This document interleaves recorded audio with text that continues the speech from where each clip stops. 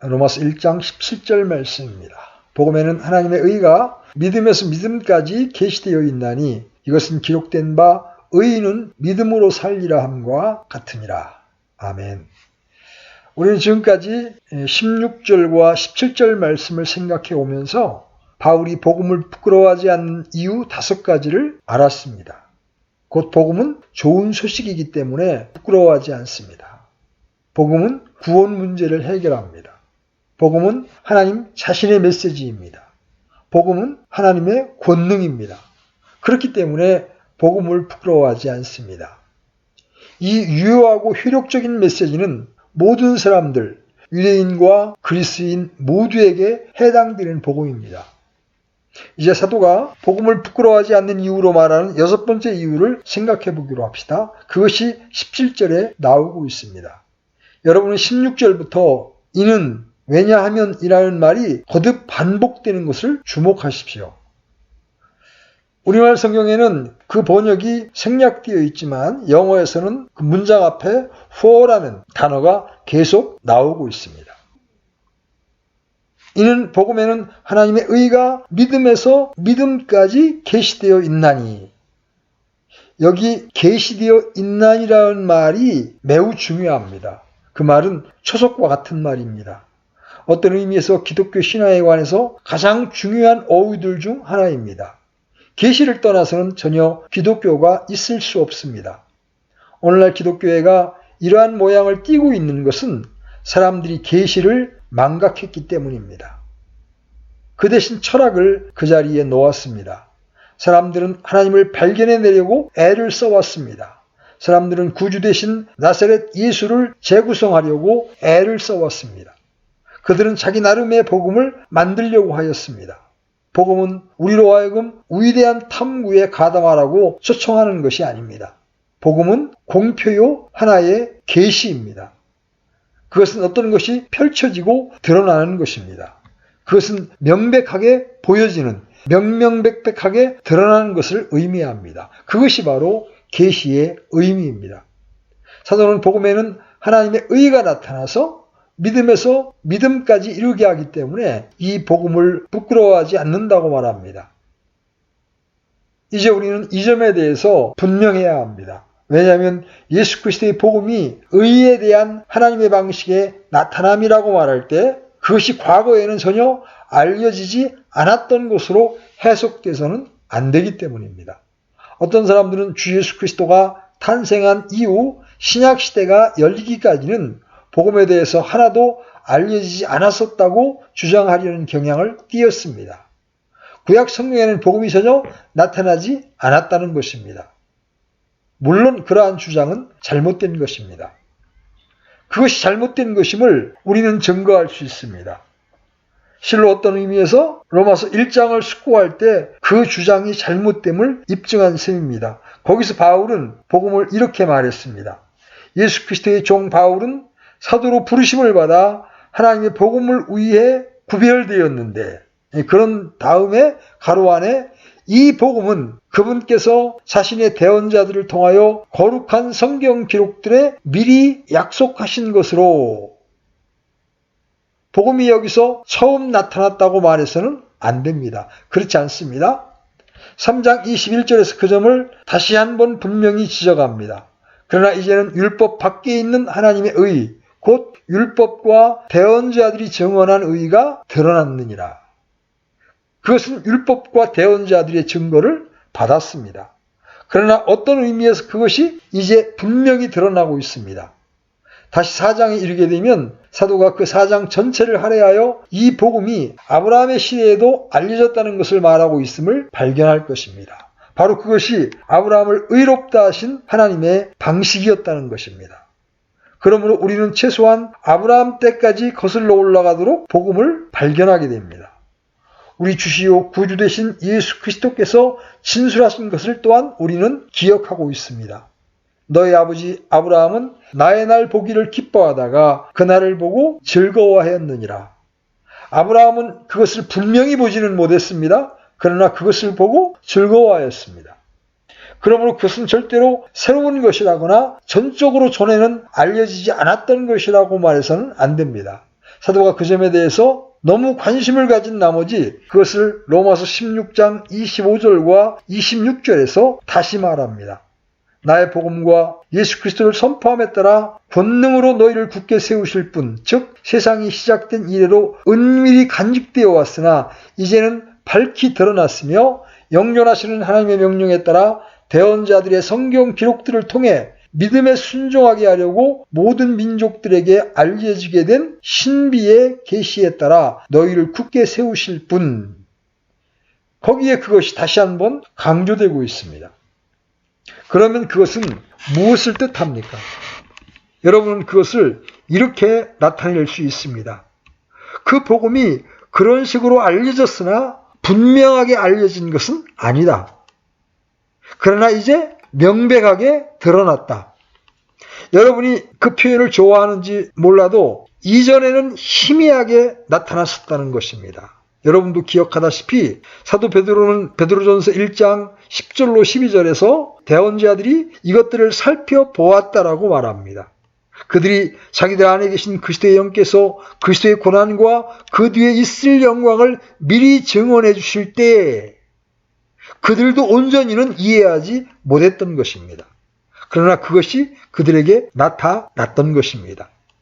그들이 자기들을 위해 그것들을 수행하지 아니하고 우리를 위해 수행하였음이 그들에게 계시되었는데 그들은 그것을 희미하게 보았습니다. 그렇습니다. 그들이 그것을 보았지만 똑똑히는 보지 못했습니다. 바울은 그러나 이제 그것이 나타났다고 말합니다. 그것이 명백히 드러났습니다. 더 이상 그것은 신비에 쌓이지 않았습니다. 그 신비가 드러난 것입니다. 그것이 명백하게 열려졌습니다. 물론 사도는 그것을 즐거워하고 있습니다. 모든 그리스도인들도 사도와 함께 그것을 즐거워해야 합니다. 제가 볼 때 중요하면서도 강조할 필요가 있는 이 계시되었다라는 말에 대해 할 말이 딱 하나 더 있습니다. 그 말은 우리로 살펴보게 하기 위하여 어떤 것이 우리 앞에 놓여져 있다는 뜻만을 의미하지 않습니다. 물론 그러한 의미도 되겠지만 그보다 더한 것을 뜻합니다. 사도는 여기 두 구절 속에서 하나님께서는 인간이 구원의 길을 생각하기도 전에 하나님의 구원 방식을 준비해 놓았다고 말하고 있는 것만이 아닙니다. 우리가 이미 권능이라는 말의 의미를 숙고할 때 알았지만 이것이 지금 작용 중에 있다고 말하고 있는 것입니다. 그것이 실천으로 옮겨졌습니다. 그것이 이미 효력을 발생하게 되었습니다. 이미 집행되고 있습니다. 그런 의미에서 그것이 분명하고 명백하게 나타났습니다. 또한 사도는 이것을 생각할 때 크게 즐거워합니다. 그리고 오늘날 우리 그리스도인들은 엄청난 특권적 지위를 가지고 있습니다. 우리는 옛 시대를 뒤로 거슬러 뒤돌아보게 됩니다. 사람들이 일어나게 될 영광스러운 일을 내다보고 있는 것을 구약을 통해서 발견하게 됩니다. 그러나 우리들은 그것을 뒤로 보면서 그 일이 일어났다고 말할 수 있게 되었습니다. 이제 그것은 이미 일어났습니다. 바로 그 사건, 그들이 고대하던 바로 그 사건이 일어나 우리는 뒤돌아보게 됩니다.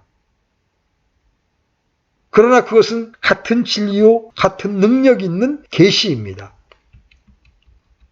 이제 우리는 복음을 부끄러워하지 않아야 할 7번째 이유로 나아갑니다. 그것은 계시의 내용 때문입니다. 이 내용이 무엇입니까? 그것은 하나님의 의입니다. 복음에는 하나님의 의가 계시되어 있나니 많은 방면에서 이 표현은 서신 전체를 이해하는 열쇠와 같은 표현입니다. 분명히 두 구절을 푸는 열쇠와 같은 표현이기도 합니다.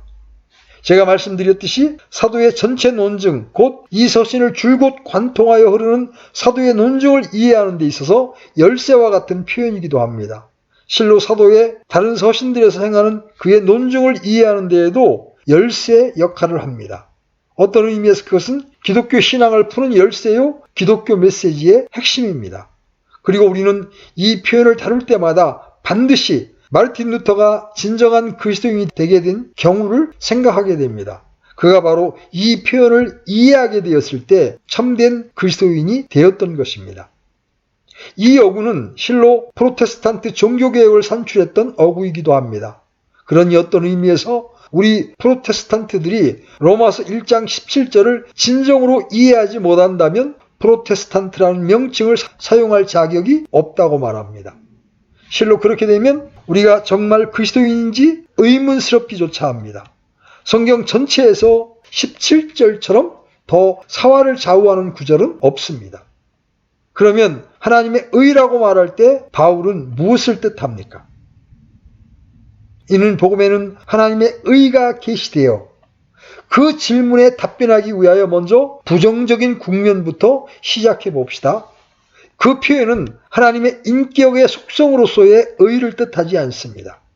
하나님의 성품에 속한 의를 뜻하지 않는다는 말입니다. 때로 하나님의 의라는 표현이 그런 식으로 사용됩니다. 여러분이 하나님의 속성들을 생각할 때 의의 속성도 포함시켜야 합니다. 하나님께서 행하시는 일은 다 의롭습니다. 그러므로 하나님으로서 가지신 성품의 속성들 중 하나가 그분의 영구하고 영원한 의입니다. 그러나 이 시점에서 그 표현은 그것이 아니라는 것입니다. 왜냐하면 만일 예수 그리스도의 복음이 단순히 하나님의 거룩이나 공의나 의의 계시에 불과하고 그 이상은 아니라면 복음은 좋은 소식이기는커녕 우리가 만날 수 있는 가장 무섭고 가장 깜짝 놀라게 하는 것이 될 것이기 때문입니다. 이 시점에서 루터의 체험은 우리에게 참으로 가치가 있습니다. 왜냐하면 루터가 로마 카톨릭 교도로 있을 때 로마서에 대한 1년의 강론을 하기로 결정했었기 때문입니다. 그는 이 구절을 만나게 되었습니다. 하나님의 의라는 표현의 뜻을 오해했기 때문에 영혼의 고뇌를 겪어야 했습니다. 그의 말을 들어보십시오. 나는 열심히 근심하면서 로마서 1장 17절에 나오는 바울의 말을 이해하려고 무진애를 썼다. 거기서 사도는 복음에는 하나님의 의가 나타났다고 말한다. 나는 그 하나님의 의라는 표현 때문에 오랫동안 탐구하였고 너무나 근심한 나머지 녹초가 되어 갈피를 잡을 수 없었다. 여러분도 아시다시피 그는 그 표현이 하나님의 존재나 하나님의 성품을 묘사하는 것으로 생각했었습니다. 빛 되시고 어둠이 조금도 없으신 하나님, 너무나 의로우사 죄를 참아 바라보실 수 없으신 하나님 앞에 섰을 때 하나님의 의라는 표현을 자기가 이해하는 대로 그렇게 했을 때 그는 정말 불가능하다는 느낌을 가졌습니다. 그는 하나님의 의라는 이 표현이 자기에 대해서는 구원의 길을 무산시켜 버렸노라고 말합니다. 그는 더 나아가 이렇게 말했습니다. 내가 그 선언을 읽을 때마다 나는 언제나 하나님께서 복음을 알리지 않았으면 더 좋을 뻔하였다고 생각했다. 여러분도 알다시피 그 표현이 구약에 나오는 하나님의 의의 계시를 뜻하는 것이라고 생각했었습니다. 십계명과 도덕법에서 그 하나님의 의를 발견할 수 있듯이 말입니다. 그렇습니다. 그는 구약에 나오는 그 의는 하나님의 의에 대한 불완전한 계시로 생각하고 있었던 것입니다. 그러나 그리스도 안에서만이 온전한 계시를 얻게 되고 그 계시는 무한히 더 위대하다는 식으로 생각했다는 말입니다. 구약에는 눈은 눈으로 이는 이로 갚으라고 말합니다. 반면에 신약은 너희 원수를 사랑하라고 말합니다. 산상설교의 사랑에 대한 엄청난 강론 중에서 그것을 발견합니다. 루터는 말했습니다. 나는 그것을 알고 하나님께서 복음을 알려주지 않았으면 더 좋을 뻔하였다고 생각했다. 왜냐하면 하나님의 의가 더 온전히 드러나므로 나에게 있어서는 더 철저하게 절망적이고 소망이 없게 만든 것 같았기 때문이다. 나는 스스로에 대해서 어떻게 할 줄 몰랐다. 하나님의 의라는 그 표현이 구원의 길을 차단하고 말았다. 그것은 사도가 이 표현을 통해서 뜻하는 말을 명백히 이해하는 것이 얼마나 중요한지를 보여주는 신뢰입니다. 그러면 그 표현은 무엇을 뜻합니까? 그것은 하나님께로부터 온 의, 하나님을 만족시키는 의를 뜻합니다. 기독교 복음의 궁극적인 목적과 목표는 욥이 오래전에 던진 질문에 대해 답하는 것입니다. 욥기 9장 2절은 이렇게 말씀하십니다. 사람이 어찌 하나님과 견주어 의로우랴. 복음이 바로 그 질문에 대한 해답을 만족시키러 왔습니다. 복음의 임무는 우리로 하여금 하나님 보시기에 의롭게 되고 우리가 하나님께 연락되고 우리가 하나님의 면전에 설 수 있게 하는 데 있습니다. 물론 위로의 느낌을 가질 수도 있고 기이한 체험을 할 수도 있으며 삶 속에서 위대한 변화를 겪을 수도 있습니다. 그러나 제가 말씀드립니다만 여러분으로 하여금 지금 그리고 심판날에 하나님 앞에 설 수 있도록 하는 것을 가지지 못했으면 그리스도인이 아닐 뿐더러 복음을 이해한 적이 없다는 뜻입니다. 복음의 중추적인 목적은 그러합니다. 사람으로 하여금 하나님과 함께 의롭게 되며 우리로 하나님의 면전에 의를 가지고 설 수 있게 하는 것입니다. 이 점을 아무리 강조한다 할지라도 지나치지 않습니다. 제가 볼 때 언제나 교회와 복음전도가 직면하는 위험들 가운데 하나는 바로 이 점을 착안하지 못하는 데 있다고 생각합니다. 그 결과 거짓된 복음전도를 하게 될 뿐만 아니라 피상적인 가짜 회심을 하게 됩니다. 성경적인 믿음 대신 거짓 믿음을 낳게 됩니다. 의에 관해서 진정으로 관심이 없으면서도 자신을 그리스도인으로 인정하는 유의 사람을 만들어냅니다. 그러한 사람들은 더 이상 심판을 두려워하지 않는다고 말합니다. 그들은 용서받았다고 말합니다. 난 용서받았어. 정말 난 용서받았다 라고 말합니다. 그러나 문제는 우리가 하나님을 아느냐, 우리의 구원이 하나님의 면전에 우리를 인도하느냐 하는 것입니다. 그것이 기독교 구원의 목적입니다.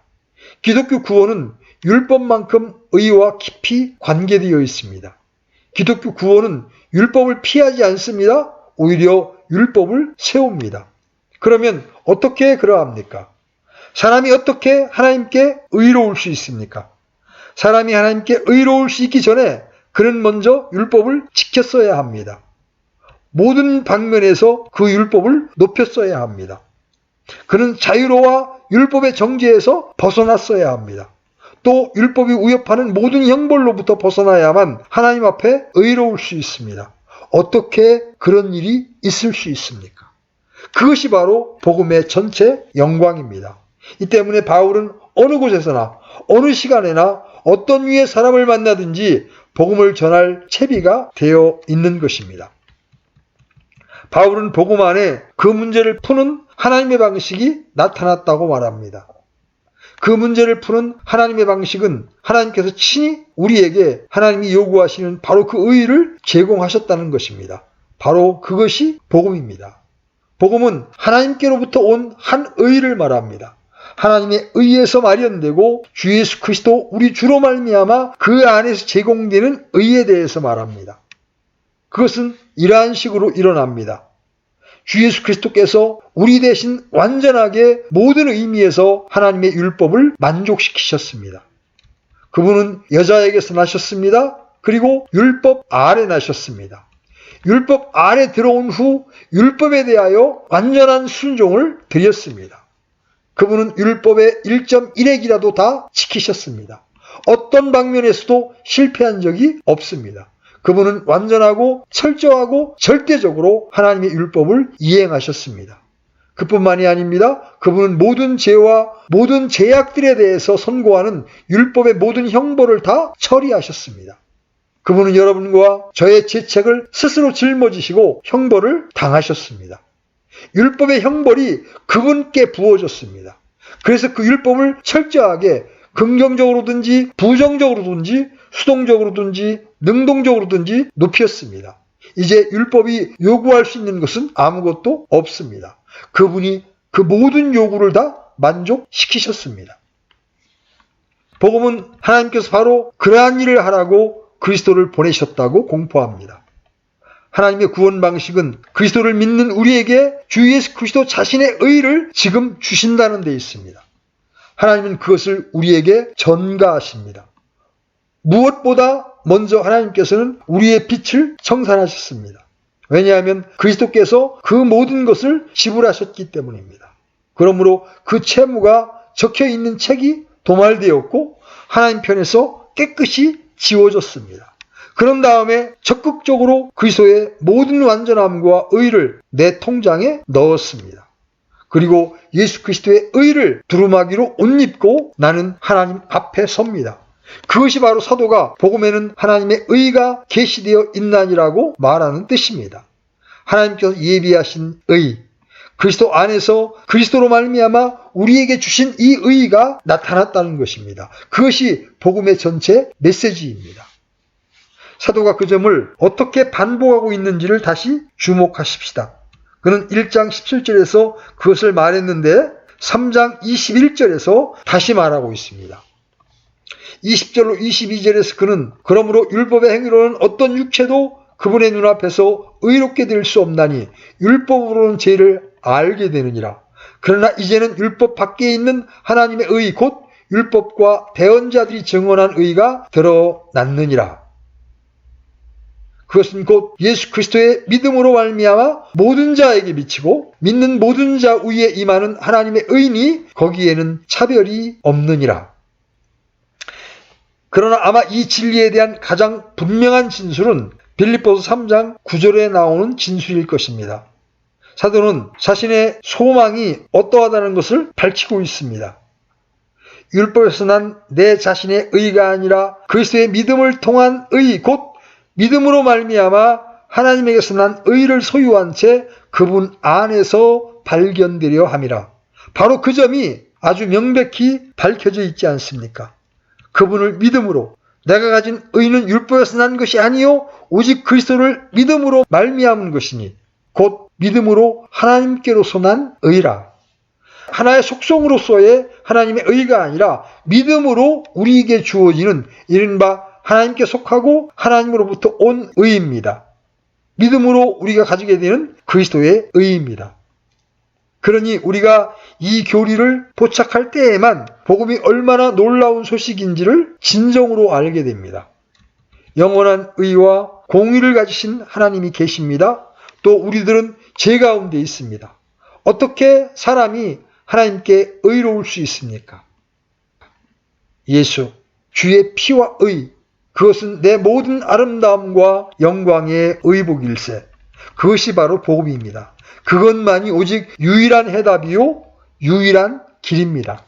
우리가 예수 그리스도의 의로 옷 입을 때만이 하나님의 면전에 설 수 있습니다. 복음은 하나님의 구원 방식이 그러하다고 공표합니다.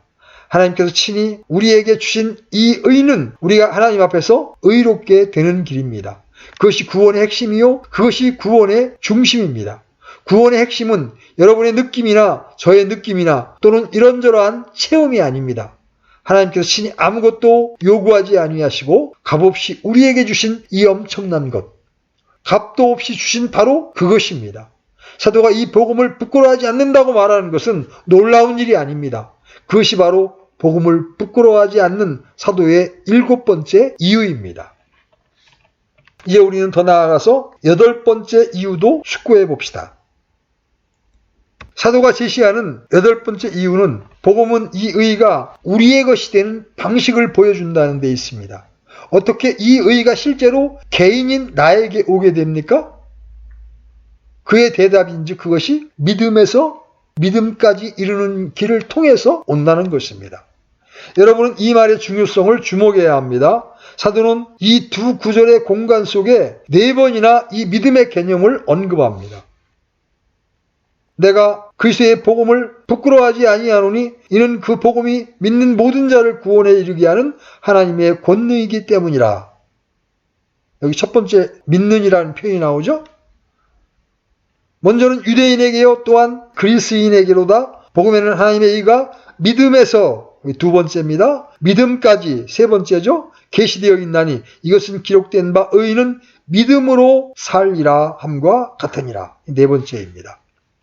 그러므로 분명히 말해서 이 믿음의 개념은 정말로 중요한 개념입니다. 믿음은 무엇입니까? 사도가 믿음이라고 말할 때 무엇을 뜻하고 있습니까? 다시 말씀드립니다. 믿음에 대해서 명확하지 못하면 믿음이 정확히 무엇인지를 뜻하는지 알지 못하면 로마서를 이해할 수 없다고 말입니다. 믿음이란 무엇을 의미하는지 그것이 그렇게 나타나 보이는 것처럼 간단한 것은 아닙니다. 이 믿음의 범주는 흔히 오해를 샀었고 어떤 사람들은 바울이 바로 여기서 가르치는 것을 부정하는 방식으로 믿음을 이해하기도 했습니다. 그러면 믿음은 무엇입니까? 우리는 다시 부정적인 요점들부터 생각해 보아야 합니다. 믿음은 모든 사람들에게 있는 것이 아닙니다. 그것은 전체 인류들이 다 지니고 있는 어떤 주관적인 소유가 아닙니다. 흔히 이런 식으로 말하고들 있습니다. 이 구원의 전체 문제는 매우 간단하다. 어떤 사람도 믿음의 개념 때문에 넘어져서는 안 된다. 여러분의 삶 전체가 믿음의 삶이다. 버스를 타고 밤에 집으로 돌아갈 때 즉시 믿음을 행사하고 있는 것이다. 운전수를 믿고 길을 운전해가는 다른 차들의 운전수들을 믿는 것이다. 또는 여러분이 기차를 타고도 물론 마찬가지이다. 기차 좌석에 앉았을 때 벌써 믿음을 행사하고 있는 것이다. 그 기관사를 믿고 브레이크를 믿는 것이다. 삶 전체가 믿음으로 행해지는 것이다. 제가 볼 때 그것은 철저하고 완전하게 잘못되었을 뿐만 아니라 참으로 우스꽝스럽기 짝이 없습니다. 신약 성경이 말하는 믿음은 그런 것이 아닙니다. 여러분이 기차를 탈 때 그 기차 기관사를 믿는 믿음을 행사하고 있는 것이 아닙니다. 여러분은 다만 수학적 확률의 법칙이라 불리우는 것을 실행하고 있을 따름입니다. 그것은 무슨 뜻입니까? 여러분은 아주 의식적으로 여러분 자신에게 이렇게 말하고 있다는 뜻입니다. 그렇지, 수천, 수백만의 사람들이 매일 같이 일을 하고 있고 모든 일은 잘 되어간다. 사람들이 정상적으로 그렇게 여행하고 있다. 나도 역시 정상적으로 여행할 거야.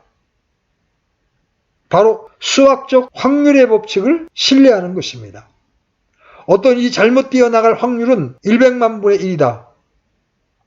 또 그 수치가 어떠하든지 그런 식으로 표현하는 것을 말합니다. 여러분은 어떤 일반적인 가정 위에서 행동하고 있는 것입니다. 그것은 믿음이 아닙니다. 믿음은 언제나 이지적인 것이고 믿음은 믿음이 행하는 것이 무엇인지를 알기 때문입니다. 믿음은 무의식적이거나 또는 희미한 무엇이 아닙니다. 그것은 거대한 행동입니다. 우리는 이미 그 믿음을 믿음의 순종으로 규정한 바 있습니다.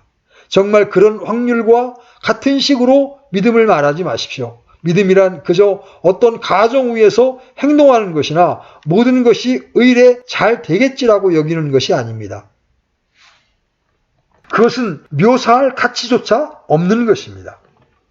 성경이 믿음에 대해서 말할 때 그것은 어떤 특별하고 새로운 것을 말하고 있는 것입니다. 너희가 믿음을 통해 은혜로 구원을 받았나니 그것은 너희 자신에게서 난 것이 아니요 하나님의 선물이니라. 성경은 믿음이 모든 사람들의 것이라고 말하지 않습니다. 그리스도 안에서만 발견되는 것입니다. 이 특별한 것을 통해서 하나님께서는 자신의 의를 신자에게 전달하십니다. 다른 어느 누구에게도 전달하지 않습니다. 믿음은 고유하고 특별한 성질로서 그리스도의 사람들에게만 속한 것입니다. 자, 바로 그 점이 믿음에서 믿음으로라는 이 진술과 관련하여 지적해야 하는 첫 번째 요점입니다. 우리가 지적해야 하는 두 번째 요점은 이러합니다. 사도는 믿음으로라는 말을 사용할 때마다 같은 의미로 사용합니다. 그는 언제나 율법주의적인 모든 것을 반대하는 것으로 믿음을 표현합니다. 그렇다고 해서 율법의 반대는 아닙니다. 율법주의적인 모든 것에 반대라는 말입니다. 바울이 빌립보서 3장에서 자신에 관해서 말하는 것을 생각해 보십시오. 그는 전에 율법의 요구의 입장에서 볼 때 온전하고 흠이 없다고 생각했었노라고 말합니다. 그것이 바로 율법주의적인 것입니다. 율법을 지킴으로써 자신을 의롭게 하였다고 생각하는 것이 바로 율법주의적인 생각입니다. 그런데 믿음은 그 정반대입니다. 믿음은 사람 안에 있는 어떠한 공로적인 모든 것과 상충됩니다. 믿음은 내 공로면 충분하다고 말하도록 하는 사람 속에 있는 모든 성향을 부정하고 기각합니다. 사실 참된 믿음의 가치를 밝히려면 자기의 가치가 있다고 생각되는 모든 것을 다 배제시켜야 합니다. 그래서 만일 여러분이 믿음이라고 부르는 것이 여러분의 삶 속에서 여러분이 생각하고 있는 이른바 모든 자신의 가치의식을 다 몰아내지 못했다면 믿음을 가진 것이 아닙니다. 저는 그것을 이와 같이 표현하고 싶습니다. 주 예수 그리스도를 믿는 우리의 믿음은 우리 자신의 의가 아닙니다. 우리의 믿음이 우리의 의를 구성하는 것이 아닙니다. 믿음은 단순히 우리의 의를 구성하는 도구에 불과합니다. 다시 그것을 이렇게 나타냅니다. 우리의 믿음이 우리를 의롭다 하지 않습니다. 만일 그런 식으로 말하기 시작한다면 믿음을 공로로 돌려버리는 것입니다. 아, 나는 내 믿음 때문에 의롭다함을 얻었다. 날 의롭다 한 것은 내 믿음이다. 그렇게 하면 즉시 여러분은 자랑할 것을 가지게 됩니다. 다른 사람은 믿음을 가지지 못했는데 나는 믿음을 가졌다. 내 믿음이 나를 구원했다. 그런 식으로 말하게 된다는 말입니다. 즉각적으로 여러분은 로마서 1장 17절을 상충하고 있는 셈입니다. 우리의 믿음은 우리를 의롭다함을 얻게 하지 못합니다. 우리를 의롭다 하심을 얻게 하는 것은 예수 그리스도의 의입니다. 다른 어떤 것도 그렇게 하지 못합니다. 예수 주의 피와 의, 그것은 내 아름다움과 내 영광스러운 의복일세. 내 믿음이 그렇게 한 것은 아닙니다. 내가 의롭다함을 받는 것은 그리스도 때문입니다. 나를 바르게 해주는 것은 그분의 의입니다. 그런데 그 의가 믿음으로 말미암아 나에게 미친다는 것입니다. 믿음은 도구요, 통로입니다. 이 그리스도의 의가 나에게 주어지는 통로라는 말입니다. 그 통로를 통해서 나는 그 의를 받아들입니다. 여러분은 바울이 믿음에서 믿음까지라고 말한다는 것을 주목해야 합니다. 이 믿음에서 믿음까지라는 말에 대하여 설명이 구구합니다. 어떤 사람들은 약한 믿음에서 강한 믿음으로라는 뜻으로 설명했습니다. 또 어떤 사람들은 단순히 그것이 오직 믿음으로 말미암아서임을 강조하는 강한 진술을 뜻하는 것이라고 말하기도 합니다. 마치 죽음에서 죽음으로 또는 삶에서 삶으로라는 표현들과 같다는 것입니다. 그와 같이 바울은 여기서 믿음에서 믿음까지라는 말을 통하여 단순히 믿음 하나만을 강조하고 뜻하고 있다는 것입니다. 또 어떤 사람들은 구약의 믿음에서 신약의 믿음으로라는 뜻으로 말했습니다. 즉 먼저는 구약적 믿음으로 계시되었고 그 다음 신약의 신약적 믿음으로 계시되었다는 것입니다. 그렇게 보는 이유는 구약에 기록된 이 말씀은 하박국 2장 4절을 인용한 것인데 거기에 보면 오직 의인은 자기 믿음으로 살리라고 되어 있습니다. 단순히 믿음으로가 아니라 자기 믿음으로입니다. 그런데 바울은 이 구절을 인용하면서 자기라는 말을 옮겨놓지 않았습니다. 그 이유는 구약의 믿음과 신약의 믿음이 다르다는 것을 보여주기 위함입니다. 어떻게 다를까요? 신약적 구원에 필요한 믿음은 복음을 믿는 모든 자들에게 주시는 하나님의 선물입니다. 구약에서는 율법에 순종만 한다고 해서 하나님께서 그에게 믿음을 하사해 주는 것이 아닙니다. 구약적 구원에 필요한 행위와 믿음이라는 틀은 행위 속에 믿음이 뒷받침되고 믿음이 행위에 반영되어 있기를 요구합니다. 그렇기 때문에 그 믿음은 하나님의 선물이 아니라 자기 것이요 행위 역시 자기 믿음이 반영된 행위이므로 자기 행위입니다. 그러나 신약에서는 믿음을 통하여 하나님의 은혜로 구원을 받습니다. 그렇기 때문에 예수 그리스도를 믿는 믿음도 하나님의 선물이요 구원도 하나님의 선물입니다. 신약에서는 구원의 요건 중 어느 것도 여러분 자신으로부터 나오는 것이 없습니다. 그것은 구원에 관한 그 누구도 자기의 행위를 자랑할 수 없도록 하기 위함입니다. 또 어떤 사람들은 하나님의 이 놀라운 구원을 얻는 것도 믿음이고 그 후에도 계속 하나님을 의지하는 믿음으로 살아가게 인도하는 것이 복음 안에 나타난 하나님의 의라는 것입니다. 즉 믿음으로 말미암은 하나님의 의가 우리의 실제 믿음에 나타내진다는 것입니다. 믿음의 선물을 가진 사람만이 믿음으로 말미암은 예수 그리스도의 의를 보고 그것을 받아들이고 즐거워합니다. 이런 믿음에서 믿음까지라는 표현에 대한 다양한 의견들이 있고 각 의견들마다 나름의 일리가 있다고 생각합니다. 다만 우리가 교리적으로는 구약적 믿음에서 신약적 믿음까지라고 볼 수 있겠지만 우리가 이 부분을 영적으로 적용한다면 구원 없는 믿음으로부터 실제로 우리가 위대한 믿음으로 사는 그런 것까지를 의미하고 있다고 보아도 크게 무리가 없다고 생각이 되어집니다. 끝으로 사도는 계속해서 이 모든 것은 사실상 어떤 새로운 것이 아니라고 말합니다. 이것은 기록된 바 의인은 믿음으로 살리라 함과 같으니라. 이 어구는 마르틴 루터를 해방시킨 놀라운 어구였습니다. 그 자신이 우리에게 그것을 말합니다.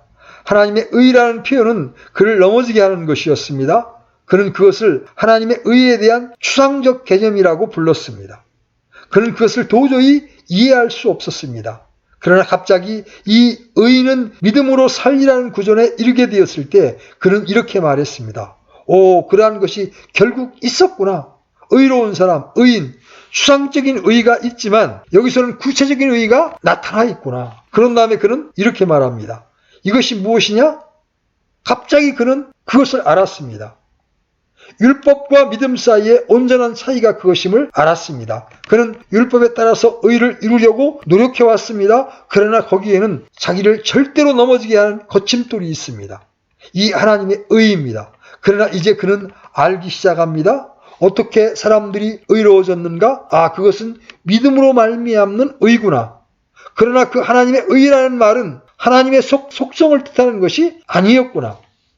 그것은 하나님께서 주신 의구나. 하나님께서 믿음을 향하여 주신 의다. 루터의 전체 생활은 혁명적으로 변화되었습니다. 그는 추상적이고 구체적인 것을 동시에 다 알게 되었습니다. 그는 이렇게 그것을 나타냅니다.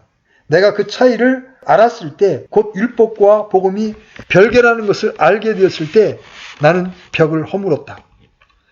그는 자기를 더 이상 가지 못하게 붙잡았던 장벽을 허물고 뚫고 지나갔습니다. 그런 다음에 그는 계속해서 말합니다. 내가 이전에 하나님의 의라는 표현을 미워한 것만큼 이제는 그 표현을 내가 가장 사랑하고 위안을 주는 말씀으로 여기기 시작했다. 그래서 바울의 이 표현은 정말 내게 있어서는 낙원으로 들어가는 문과 같이 되었다. 얼마나 놀라운 변화입니까?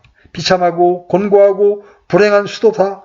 금식도 하고 땀도 흘리고 기도도 많이 하면서 그러한 것들을 다 해보았지만 더욱더 실패를 의식했던 그 사람이 이 비참하고 곤고하고 불행한 사람으로부터 종교개혁의 선봉장이 되었습니다.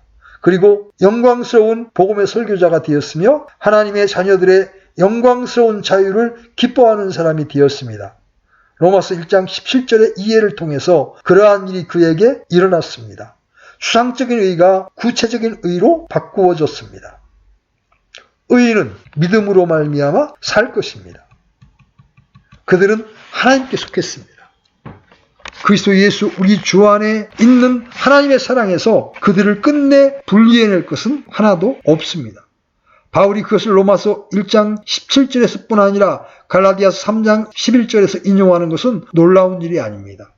히브리서 기자도 히브리서 10장 38절에서 그것을 인용하고 있습니다. 이보다 더 사활을 좌우하는 진술이 없습니다. 의인은 믿음으로 살리라. 우리는 하나님께 의롭다 하심을 얻었기 때문에 영원히 구원받습니다. 내가 확신하노니 사망이나 생명이나 선사들이나 정사들이나 권능들이나 현재 있는 것들이나 장래 있는 것들이나 높음이나 깊음이나 다른 어떤 창조물이라도 능히 우리를 그리스도 예수 우리 주 안에 있는 하나님의 사랑에서 떼어놓지 못하리라. 내가 하나님께 의롭다함을 얻었은즉 나는 영원토록 의롭다함을 얻은 자입니다. 어떠한 것도 어느 사람도 그것을 결코 바꿀 수 없습니다. 왜냐하면 하나님이 복음 안에서 우리에게 주신 것은 바로